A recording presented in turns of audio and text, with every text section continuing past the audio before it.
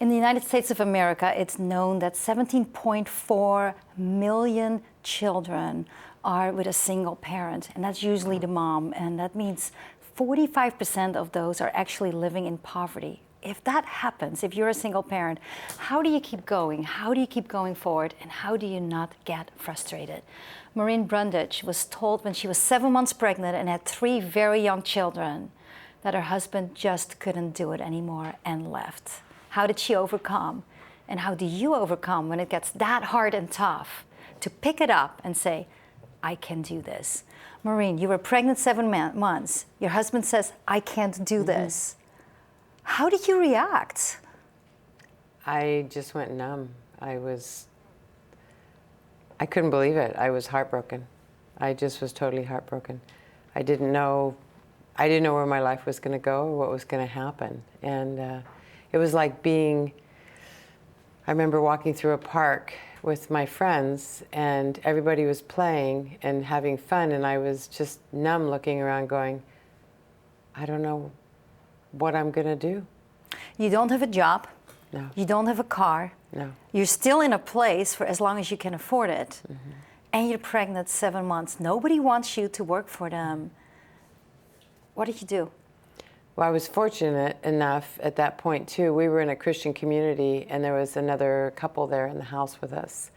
And they were just, Bobby and Ruth, and they were just my angels. And so I just determined right then and there that I would choose to forgive, because I'd seen what divorce had done to families and how it ripped the children apart. And I chose to forgive and to raise my boys to love their dad. Did it come that easy to you? No. Because you know, when you find things out like that and you start standing up and you start seeing, I would have wanted to kick him. I would have, and then, I would have cried out to God and said, why? Mm-hmm.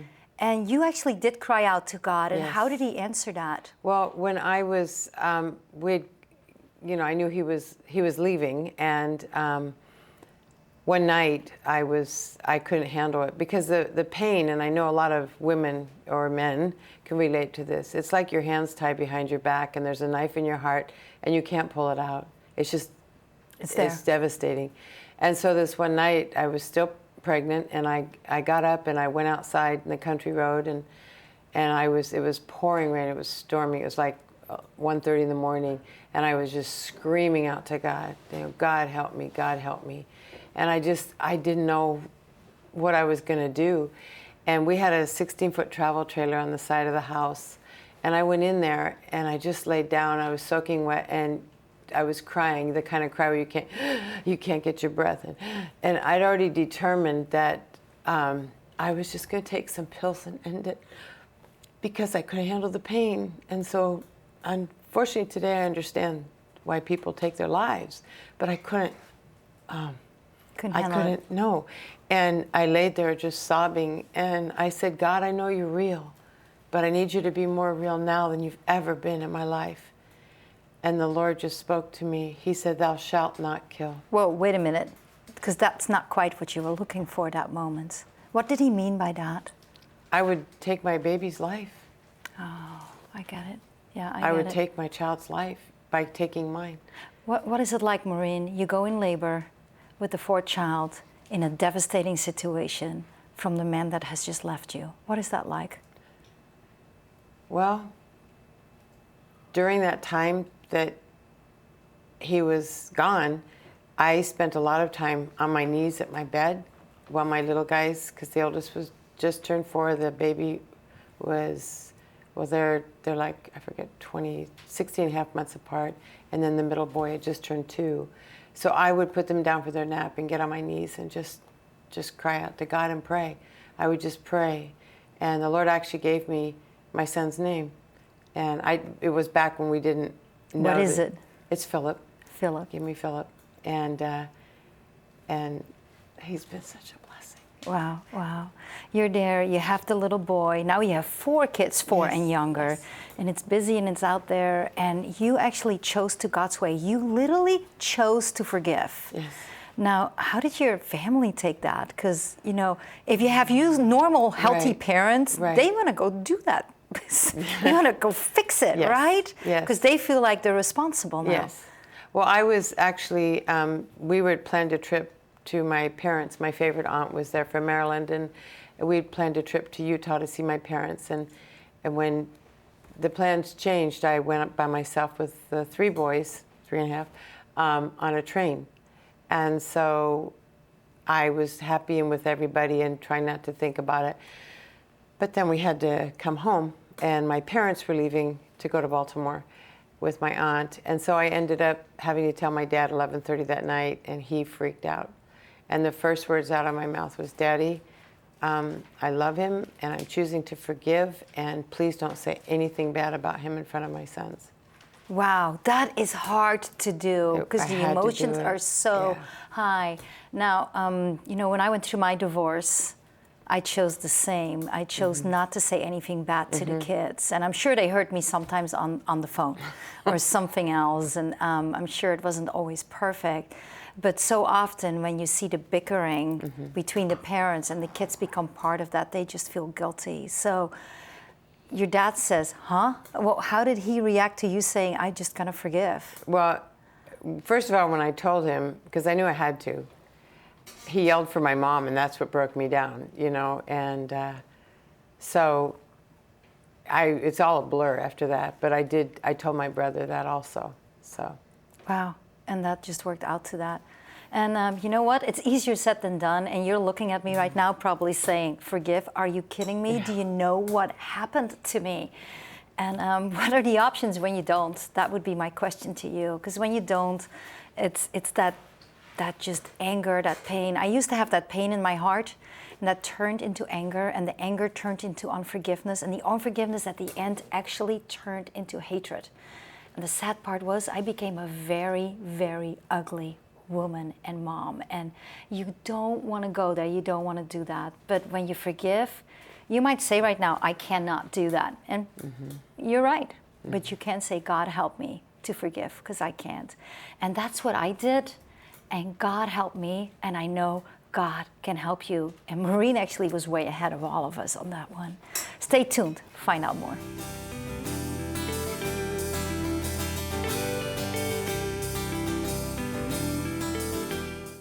There are many that have questions, spiritual questions, and would like to have the answers to that. And we have created something for you specifically for that. On our website, you just check on it, and it has this big sign up that says, "Got questions."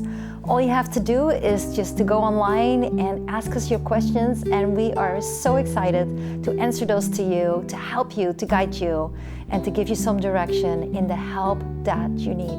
Or if you'd like to ask us by phone, that will work as well. 855-515-5550, or go to that website, barbtv.org. Got questions.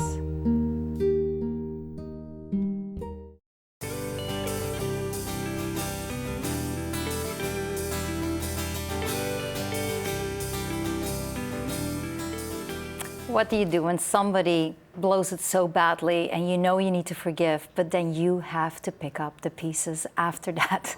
That's what happened to Maureen. And as she had to recover and work with 4 children, without a car, without a place to live, and no job, it wasn't that easy. How do you choose to make a difference? How did you choose to make a difference? There was a span of time that we were still living in this house, and when the house sold, we lived in this Christian community.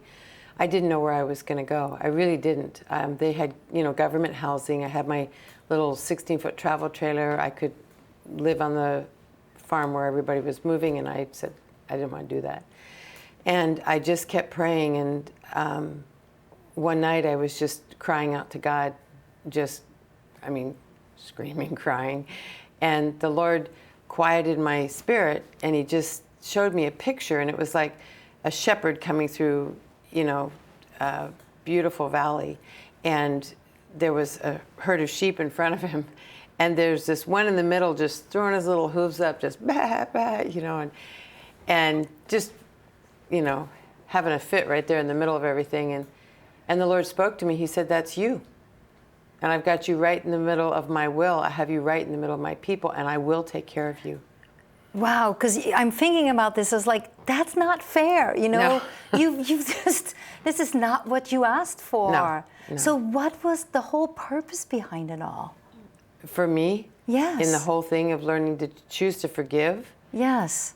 Or even that you had to go through all that you were dealing with. I just feel like, you know, God has a plan for all of our lives, and it'd be nice to have it all smooth sailing, but when it's not, we have a choice. And I think with that choice, we can either, I'd seen enough of what divorce had done, and just horrid, you know, bitterness and things like that messed up the children. Because the one thing I understood at 26 years old, that had to have been God, is that when you put down the other parent, you're actually hurting the child, because that child is both of the parents. And so I understood that, and so I wouldn't allow that, because I wanted my boys to have a healthy, Upbringing. yeah. Yes. I wanted them to have a healthy self-image, and that was really important to me, and to love their father. You know, I thought that was really important. Did God provide the housing for you that Yes, you were looking for? what happened is, as I was praying, and then 2 days later I got a call, and we lived up in the Portland area, and a lady down in McKinleyville, California, which is in Humboldt County, she was like a mother to me. And it just so happened they were coming up that weekend, she and her sister, and they brought the 2 boys and I down to Humboldt County. I thought I was going to be there for a couple months and just heal up. And I had 2 suitcases, 3 boxes, and no car, no home. And I lived with Ina, who was like a mama to me. And can you imagine, these 2 women took us in, and they were both beauticians. And I lived with Ina for 2 months. And then when it was time to move around to be with Nita, Nita said, I feel like the Lord doesn't want you out on your own yet. I always thought I was headed back to Portland. So I lived with them, and Ina was very big on the word and praying for us. And I know one time she said, there was a lady, because their house was right by a church. A lady knocked on the door, and she had a little boy with her, and she needed food and everything else. And I was going to give her whatever I had, And Ina pulled me aside, and she said, no, no, no. She said, she's doing this for drugs. She said, the word of God says, I have not seen the righteous forsaken, nor his seed baking bread. And that really gave me the foundation. And it was through all of that I learned, about tithing and giving to the Lord. And that's what you did. You were tithing all this time while you had absolutely nothing. How did you learn to earn an income? Well, no, what I did is, once I moved down there, I started my own cleaning business. Okay. And then they babysat the boys in a beauty shop. So. Wow, that is nuts, because I'm thinking you're getting 4 kids ready for daycare, for school, for whatever. Oh, no. And then I can imagine the youngest one filling its pants right while you walk out the door. That is the usual. Then you have 2 of the middle one siblings screaming all the way, fighting about a little toy they can't agree on. And by the time you finally get everybody where they need to be, and then you get to your cleaning business or whatever you do, you are fried, you clean, and then the phone usually rings. Yeah. So you never pulled your hairs out during those moments? Oh no, I had to deal with my own issues of, frustration and anger and things like that. I did. It wasn't rosy. It was not rosy, like, oh, I forgive, and it was like I had to continually go, okay, God, I forgive. And I would be so upset. I go, God, I don't understand, why do I have to do this? Why do I have to, because there was that side of me that was solid, but then there was the other anger and the hardship of the rejection. Right. Did you ever get angry with God? Yes.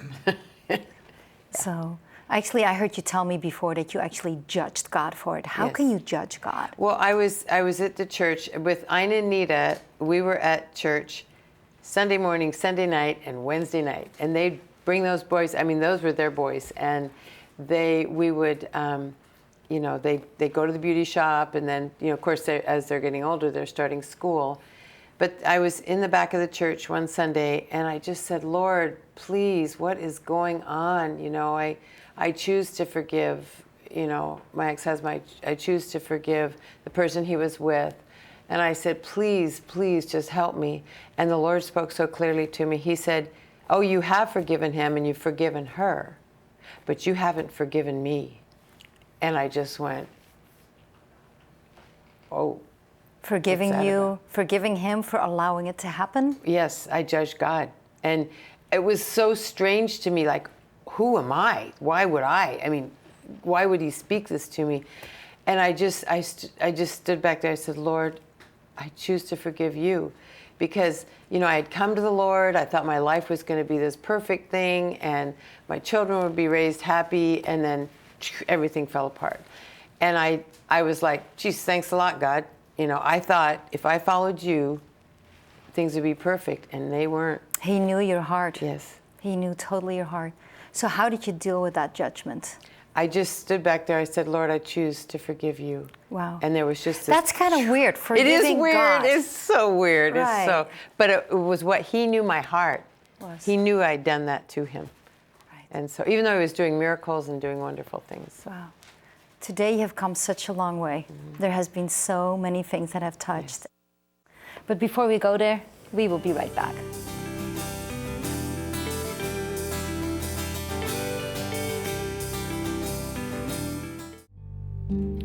Barb TV is building on a fantastic community of followers who love the show, love all the messages that Barb's bringing and all of her guests. Follow us on Facebook. Go to facebook.com/Barb TV and just like the segments, like the shows, so we know the content that you want to hear from us. Barb TV will make a big impact on your life, so go to facebook.com/Barb TV.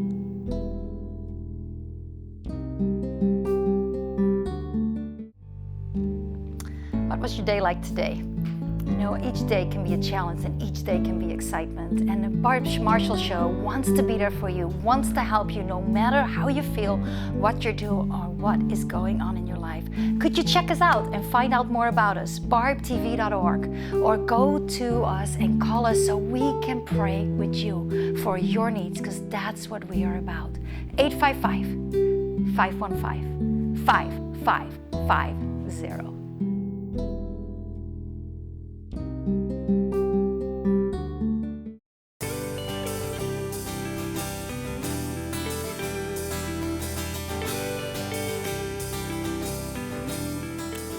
When I left my husband with 3 small children of only 5, 3, and 1, it was extremely hard. And what I remember the most about those days were the lonely nights. Just the lonely nights and longing to talk to an adult.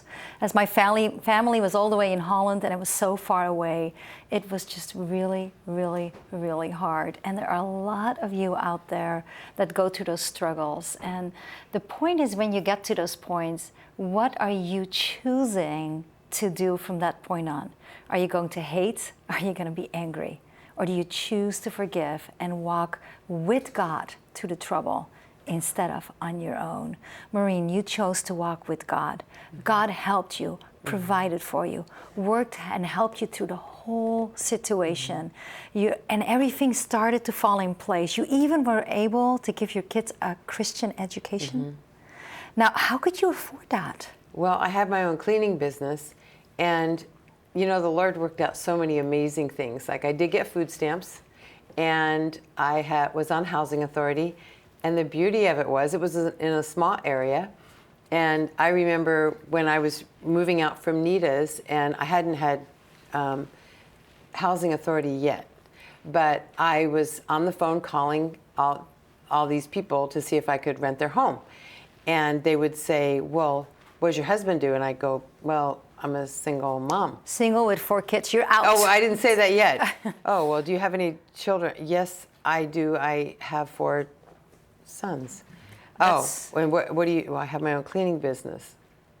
No, thank you. And back then, see, I'm a landlord now, so we'd get in trouble to do this. But they would hang up, just cut me off.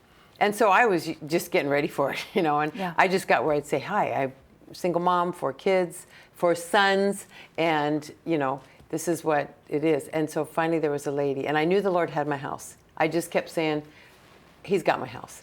And this lady said, I was a single mom with 3 children, come see my house, and she rented to me. She helped you out. Yes. But wasn't there a time that actually, when you no longer could afford your Christian education for your children, that the school actually said, we're giving you a scholarship? And what happened previous to that, see, one thing I learned, I used to tithe. I had $600 a month, and I would tithe my 60.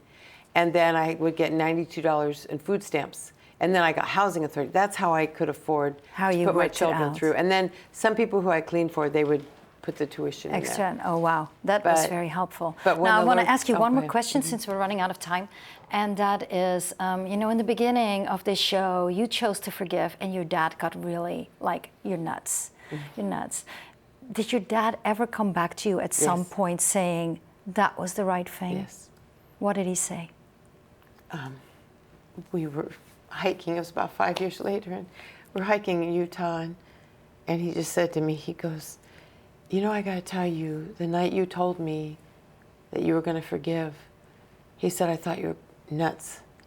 And I didn't see how that was gonna happen. He said, but my aunt's husband left her with 5 children, and she was so bitter and so angry, and I remember her as a little girl, she scared me. And so he said, but I see that what you chose to do was the right thing because your boys have done so well.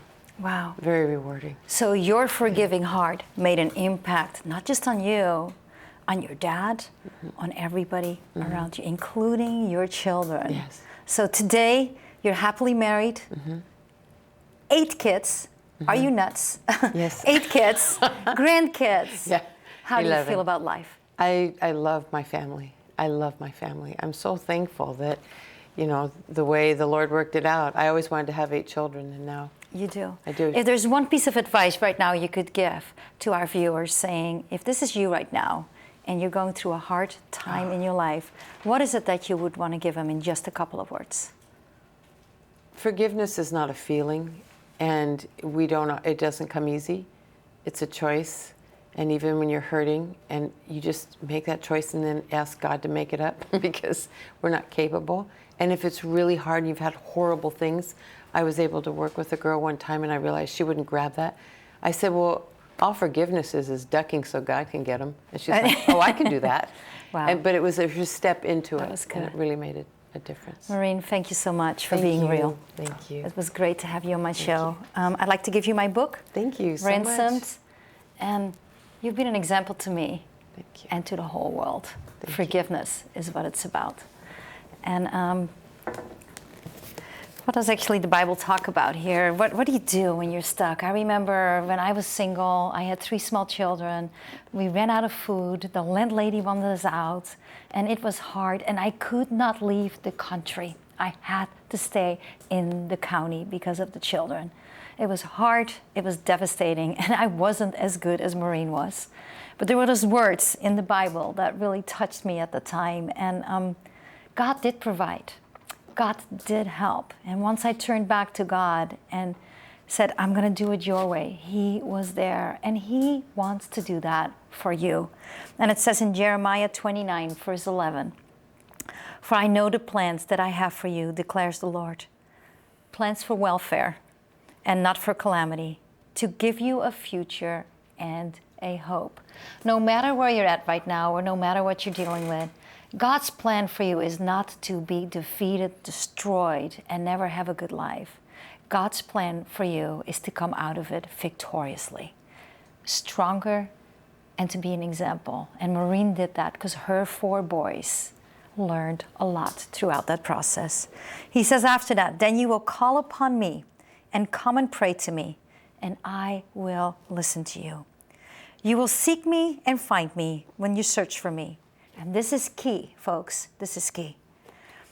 You will seek me and find me when you search for me with all your heart. Not some, not a little. It's all your heart. And when you give it all, like Maureen did, when God said you're judging, when you give it all, God will bless you. He blessed me, He blessed her, and He will bless you. And to back that up, it says in Philippians 4:19, and my God will supply all your needs according to His riches in glory in Christ Jesus. When I had to put my daughter, who had left a very bad situation with 2 children, she ran over to California.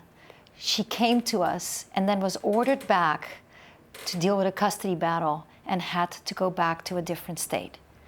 She was homeless and I had to put her on an airplane, and I had no idea when she arrived in Omaha, Nebraska, where she was going to live or how she even was leaving the airport.